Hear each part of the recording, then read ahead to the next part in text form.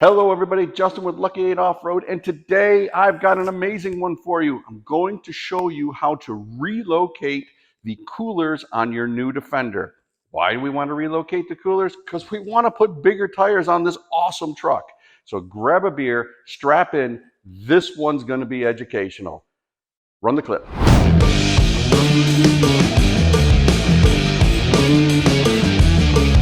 Okay, the first thing you need to do is get the front bumper cover off and the fender liner out. I cover that in a couple other videos. The most recent one is how to install the hidden winch mount. So you can take a look at that. If you already know, then you're going to be at the same place I am. You're going to have your bumper cover off.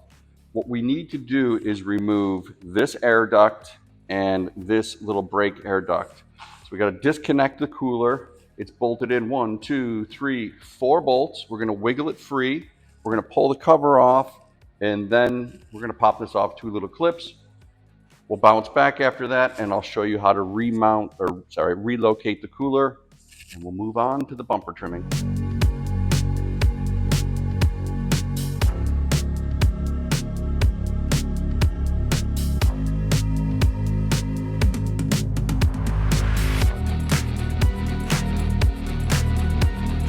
With all the air ducts out of the way, this is how the intercooler sits. So what we're trying to do is take it and move it to the front of this frame horn.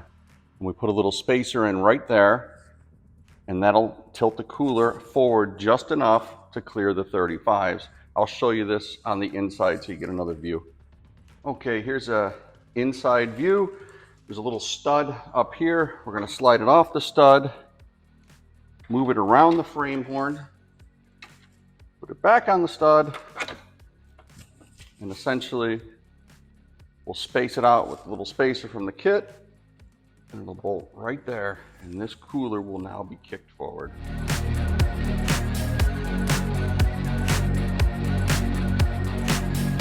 All right, with the front bumper cover back on, and I'm sure some of you eagle eye guys already noticed a few little upgrades we've done. This is running a Proud Rhino hidden winch mount with Factor 55 fair lead, and we've also done the skid plate adapter bracket. None of that really matters for the cooler relocation. So the cooler's pushed in forward, the bumper cover's back on. The next thing we're going to want to do is remove this little rubber thing. It's held on by a tiny Torx. We're going to put in the alignment plate. The one I'm using in this video is silver. It's our prototype, but it'll give you the idea. We're going to put that in. We're going to mark where we're going to cut the bumper. We're going to line it with some tape. We're going to cut it all up, but let's get that plate in after we remove this little rubber wind deflector. So there's a notch in the bracket. We align it with this one right here, set it in. Now, depending on how much you need to trim, if you're just doing like a 34, you want to, or a 33 and a half, you want to take a tiny bit off, or you're going full hog, I need every inch of it.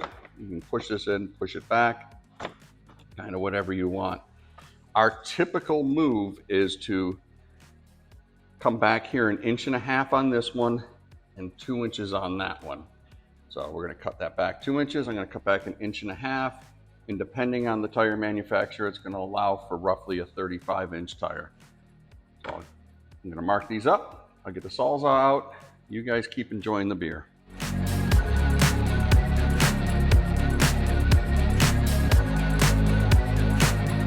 All right, we've got it marked, 1.5 inches back, 2 inches back, and I'm measuring from out here, not a little white tab. I'm going to then Sawzall this off. Now, this part you're going to want to pay attention to. This AC line is going to be a pain. We're going to, once everything's cut, we're going to tuck that back. We are not cutting all the way across. There's a rib in the bumper cover right here. I don't know if you can see it, but it's like right here. We're going to cut in with the Sawzall that way and meet it. We want to leave this tab in place to hold the front of the bumper cover.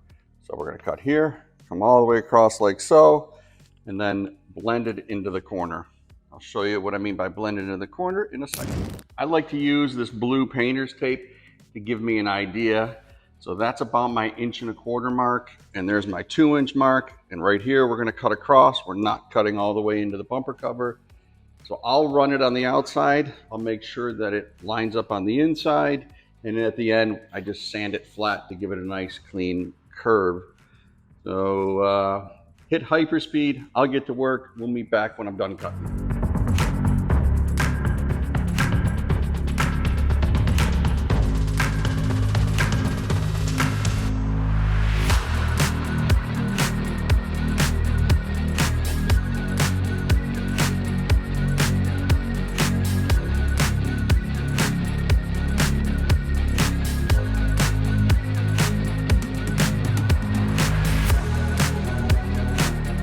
The bumper trimmed, a little, I don't know what I want to call that. We'll call it an adapter plate. The little pin back kit, little pin back plate. As you can tell, it's a very fancy piece of aluminum. Got to think of a fancy name for it. Want to set that in place for now. We're not going to mark the holes for the bumper yet. We want to do the rest of the trimming to make sure that the liner fits. Then once everything's in place where we want it, we can drill the holes for the pin back plate. Up here, hold on camera people, whoa. Up here, we're gonna nip that off and we're gonna grind this smooth.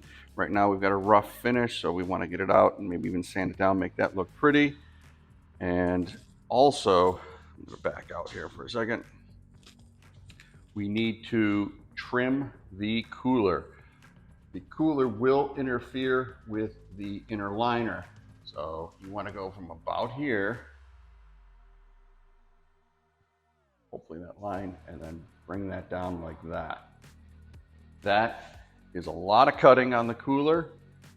I recommend taking it out, but you're going to have to dump all the coolant. If you're brave and good, you can grind it or get a Sawzall here. There's a lot of electrical components back there. So again, I recommend getting the cooler out of the way and cutting it.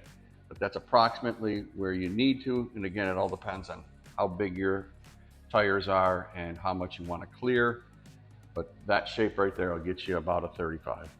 The hardest part of the job is done. Grinding this cooler down or Sawzalling or whatever you have to do to massage it. Like I said, I Sawzall up here and then I'll grind down here. If you're doing it in the car, I recommend something behind here, especially once on the driver's side with the AC line, you'll be in big trouble. But now that this upper section's out of the way, the shroud should be able to fit in here nicely, lay against the cooler down here. You got to nip a little bit off on the bottom and this angle here.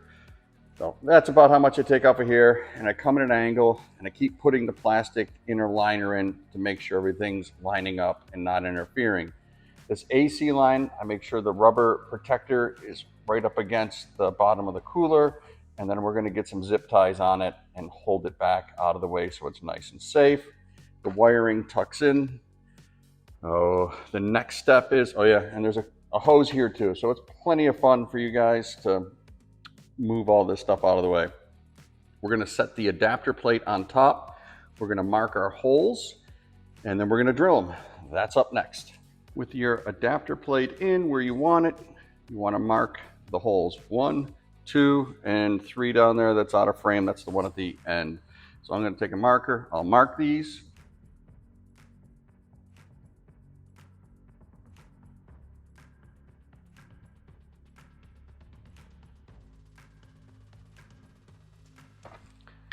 Now we want to drill that out, 1 here, 1 there, and then 1 out of frame.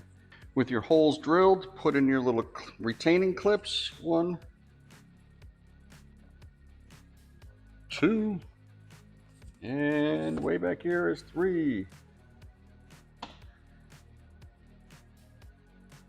All right, we'll set the metal plate on top and screw that down. There you have it. Our reinforcement bracket is a relocation plate. It's bolted into place. Everything has been zip tied and moved back out of the way. Wiring harness. I just slide the cooler hose. It's very flexible. And we want to make sure that our AC line isn't rubbing against anything. I'm going to throw in the plastic liner and we'll move to the last step. With the liner in place, you can see our reinforcement, our relocation bracket. We're going to push the fender liner back, and then we're going to run in some self-tapping screws.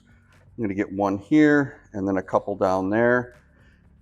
We're using self-tappers because it all kind of depends on how much you're cutting off, right? We've made this to fit 35s, but if, again, you only want to trim a little bit, and you don't have to take so much off the bumper, and your bracket will be a little further out. So I'm going to get the screws, bolt this in.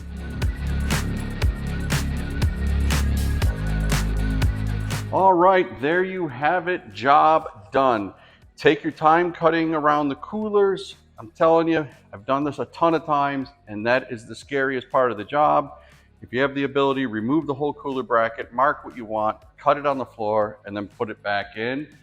Once you pin the liner in with the self-tappers, you're good to go. Also, I like to sand down this bodywork, and depending on how big of the tires, you can also get little other, you can find other attachments points to help the liner stay back.